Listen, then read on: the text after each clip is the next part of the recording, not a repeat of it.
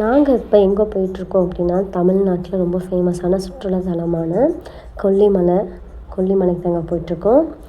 அந்த மலையை பற்றி ஒரு சிலருக்கு தெரிஞ்சிருக்கும், ஒரு சிலருக்கு தெரிஞ்சிருக்காது. அங்கே வந்துட்டு ஆகாய கங்கை நீர்வீழ்ச்சி இருக்குங்க. அதுவும் ரொம்ப அழகாக இருக்கும். இந்த மலை வந்துட்டு 70 வளைவு கொண்ட இந்த மலையாக இருக்கும். தமிழ்நாட்டிலே இது ரொம்ப பெரிய வளைவுங்க. அதுக்கப்புறம் இந்த மலையை பற்றி என்ன அப்படின்னு தெரிஞ்சுக்கலாம் அப்படின்னா, இங்கே வந்து மூலிகை செடிகள், மிளகு செடிகள் வந்து அதிகமாக வளர்ந்துட்டுருக்குங்க இங்கெல்லாம்.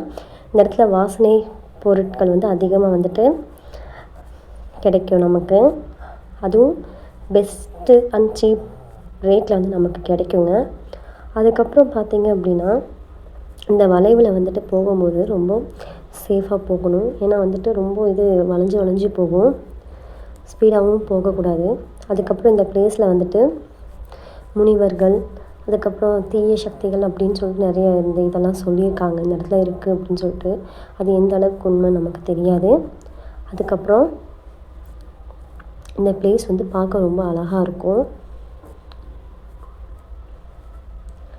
நாங்களும் வந்துட்டு ரீச் ஆகிட்ருக்கோங்க. அந்த ப்ளேஸ்க்கு போயிருக்கோம். நாங்களும் இதை ஃபஸ்ட் டைம் தான் அந்த ப்ளேஸுக்கு பார்க்க போயிருக்கோம். ஆகாய கங்கை நீர்வீழ்ச்சி வந்து ரீச் ஆயாச்சு. அதுக்கப்புறம் அந்த படிக்கட்டு வந்து இறங்கும்போது ரொம்ப கஷ்டமாக இருக்கும். நீர்வீழ்ச்சிக்கு போகும்போது ரொம்ப கஷ்டப்பட்டு தாங்க இறங்கிட்டு போனோம். அதுக்கப்புறம் நீர்வீழ்ச்சி பக்கம் வந்து நெருங்கிட்டோம். தண்ணி பயங்கரமாக கொட்டுன்னு கொட்டுதுங்க. அதுக்கு உள்ளே போகும்போது வந்துட்டு எப்படி போகணும் அப்படின்னா, கயிறை பிடிச்சிட்டு தான் உள்ளே போக முடியும். ஒரு ஸ்டெப் பை ஸ்டெப்பாக அந்த கயிறை பிடிச்சிட்டு தான் உள்ளே நுழைஞ்சி போக முடியும். அங்கே தண்ணிக்கிட்ட போகும்போது ரொம்ப ஜாலியாக இருக்கும். கொட்டுன்னு கொட்ட செம்மையாக அடி விழுற மாதிரி விடும். அதுக்கப்புறம் ஒரு 5 நிமிஷம் கூட அங்கே நிற்க முடியாது. அதுக்கப்புறம் அது நாங்கள்லாம் குளித்து நல்லா என்ஜாய் பண்ணியாச்சுங்க.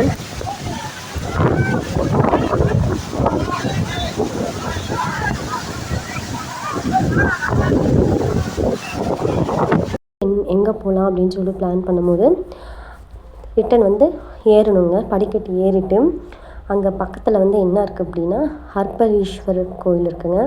அந்த கோயிலையும் வந்து நாங்கள் பார்த்தோங்க. நல்லா இருந்துச்சு.